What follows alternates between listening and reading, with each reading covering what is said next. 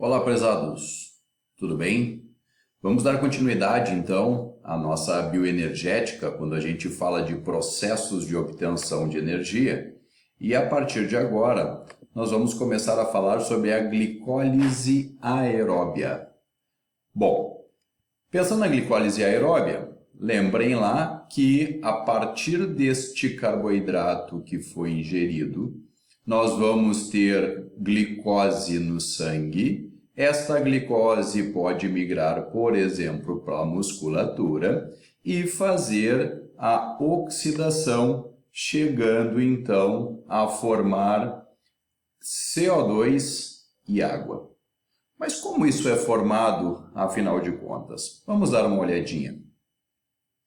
Na aula anterior, nós vimos que a glicose ela pode ser convertida a piruvato e aí ela pode formar alanina, oxalacetato, acetilcoenzima A ou lactato. Isto aqui nós vimos na aula passada e agora a gente começa a se preocupar um pouquinho com este carinha aqui, que é a acetilcoenzima A.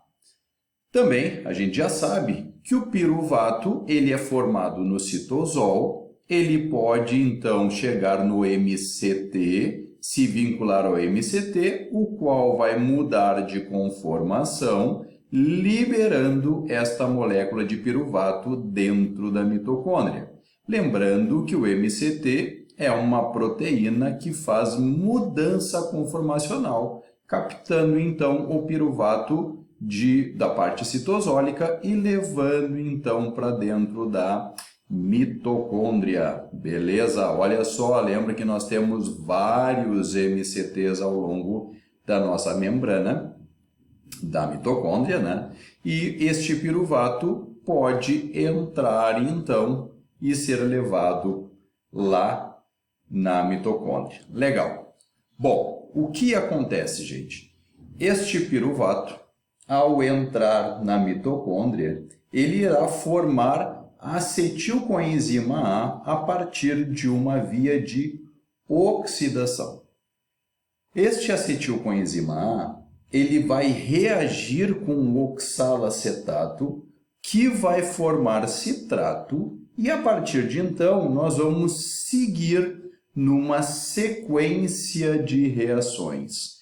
Essa sequência de reações nós chamamos de ciclo do ácido cítrico, que também pode ter o nome de ciclo do ácido tricarboxílico ou o famoso ciclo de Krebs.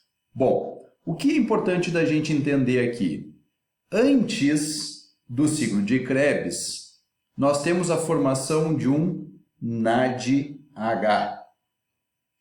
No ciclo de Krebs, nós temos a formação de 1, 2, 3 NADHs. Além disso, nós temos a formação de um FADH2.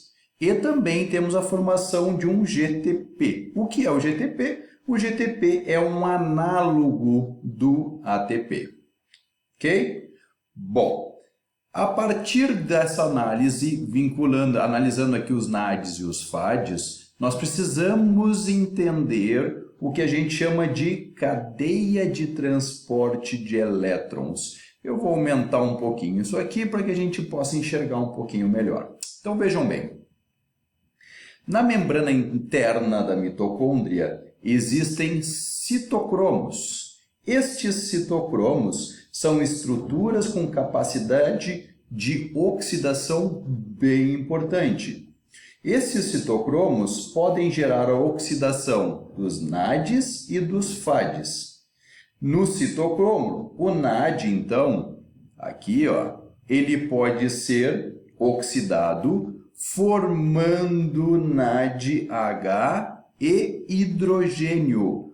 Para onde vai esse hidrogênio? Este hidrogênio ele é lançado para fora da mitocôndria, causando, então, a liberação de elétrons.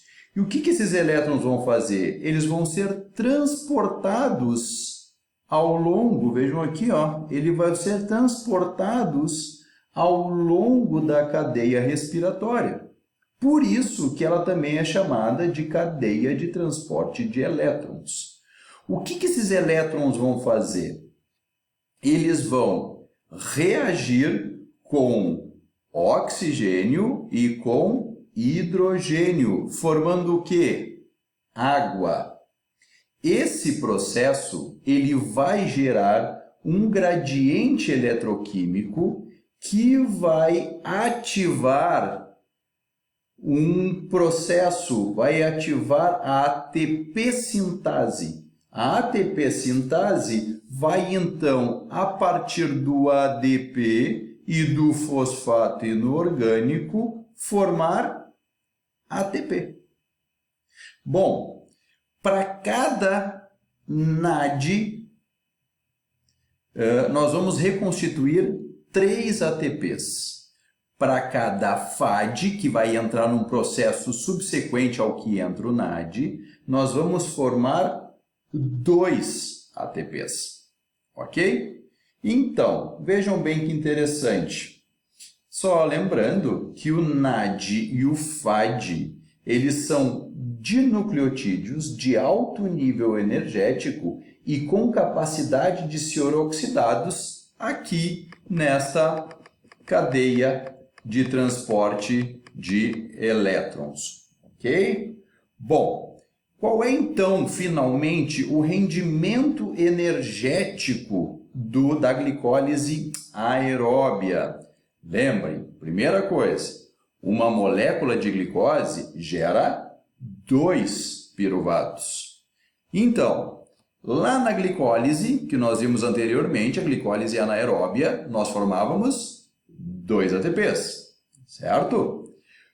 GTP, lembra, se uma molécula de glicose gera 2 piruvatos, nós vamos formar 2 acetilcoenzima A, formando 2 ciclos de Krebs. Então, se nós temos a formação no ciclo de Krebs de 1 GTP e nós temos 2 ciclos de Krebs, nós temos 1 vezes 2, 2 ATPs aqui.